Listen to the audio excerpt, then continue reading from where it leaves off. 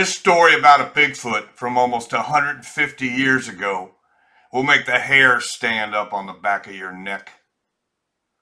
Grab some popcorn and enjoy this tale from the old American West frontier, where cowboys run into a Sasquatch in fear for their lives. This story comes to us from the Cheyenne Daily Leader, 1887.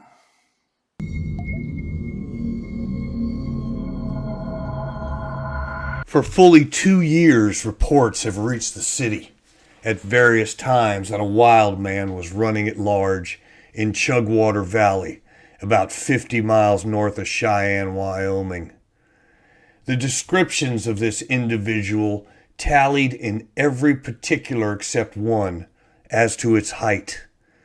Cowboys and others who have been favored with a view of the strange creature assert that he is from 7 to 12 feet tall.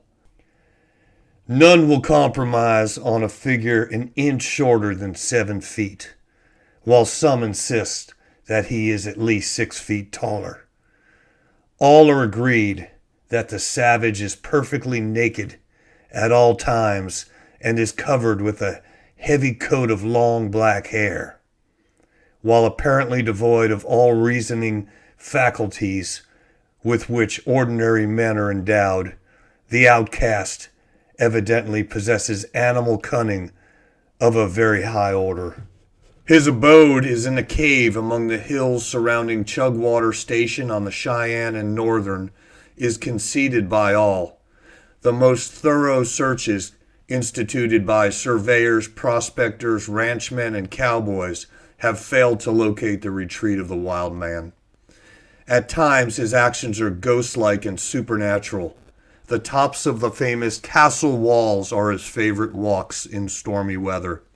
When the wind moves through Chug Valley at a terrific rate of speed, Bud, as the weird being has been christened by the inhabitants of the section in which he lives, may, at times, be seen calmly promenading over the surface of the natural parapets. Charles Walters, a cowboy well known in Laramie County, was employed upon a ranch near Bud's resort last season. He organized an expedition for the avowed purpose of effecting the capture of the madman of the mountains. The hunters were fully equipped for the chase and determined that their efforts should not be fruitless.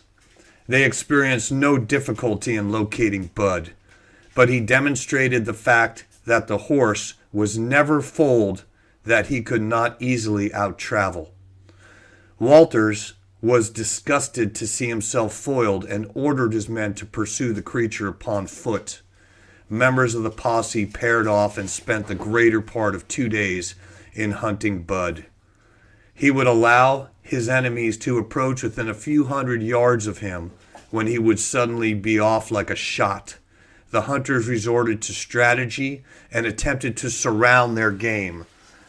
But when it appeared almost impossible for the man to escape, he would disappear as mysteriously as he came. Walters was a brave fellow, but very superstitious, and the fact that a wild man lived in the mountains within a few miles of where he slept and ate preyed upon his mind.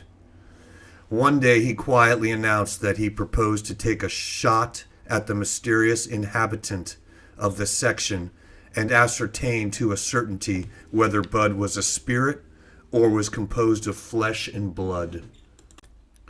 The courageous cowboy allowed no one to accompany him, and arming himself with a long rifle and a 6-shooter, started for the mountains on foot. When Walters returned, he wore the air of a man who had encountered no less a personage than old Satan himself. He was very reticent concerning the particulars of the encounter with Bud, but by dint of diplomatic and systematic pumping, he stated that he had shot at the wild man while the latter was standing on an eminence, that Bud had uttered a wild shriek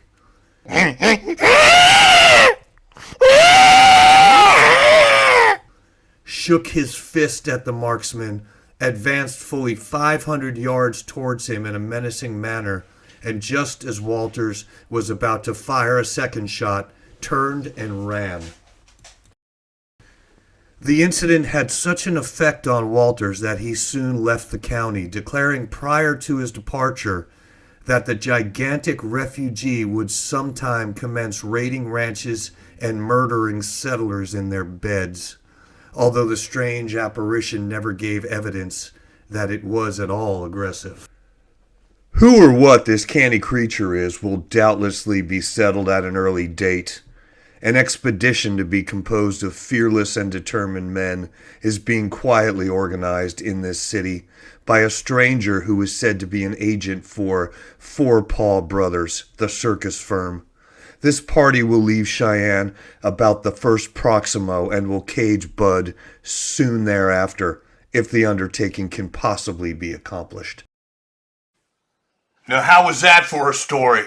Hoo-wee, that probably scared the dickens out of you, right? Sure scared me when I first read it. It did raise the hair up on the back of my neck.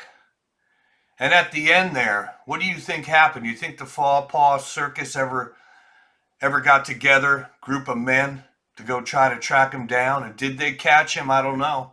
But I'll tell you what, I'm going to investigate it and track down that story, see if it went any further or not, and create a new episode here on Wintersquatch.